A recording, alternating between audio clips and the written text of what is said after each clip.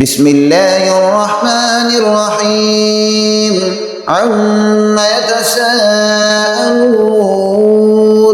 عن النبأ العظيم الذي هم فيه مختلفون كلا سيعلمون ثم كلا سيعلمون ألم نجعل الأرض مهادا والجبال أوتادا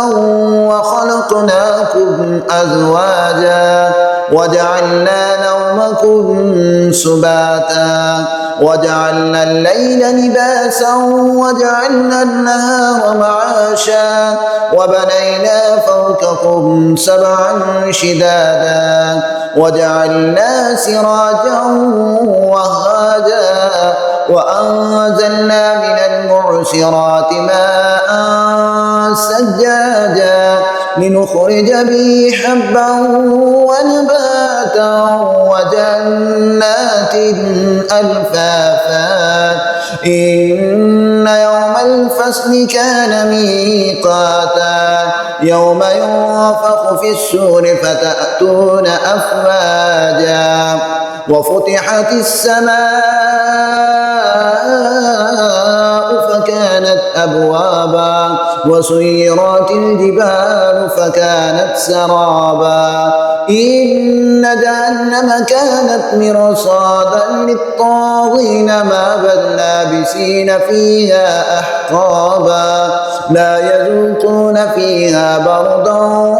ولا شرابا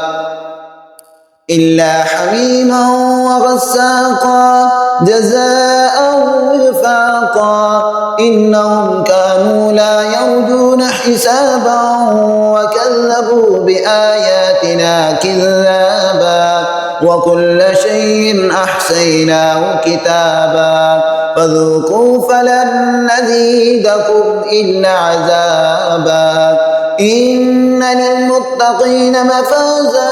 حدائق وأعنابا وكواعب ترابا وكأسا دهاقا لا يسمعون فيها لغوا ولا كذابا جزاء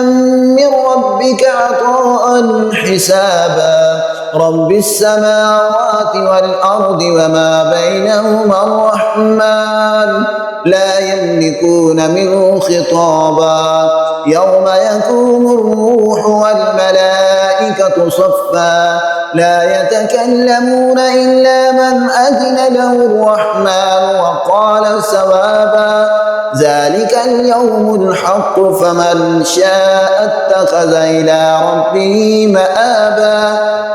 إنا أنذرناكم عذابا قريبا يوم ينظر المرء ما قدمت يداه ويقول الكافر يا ليتني كنت ترابا.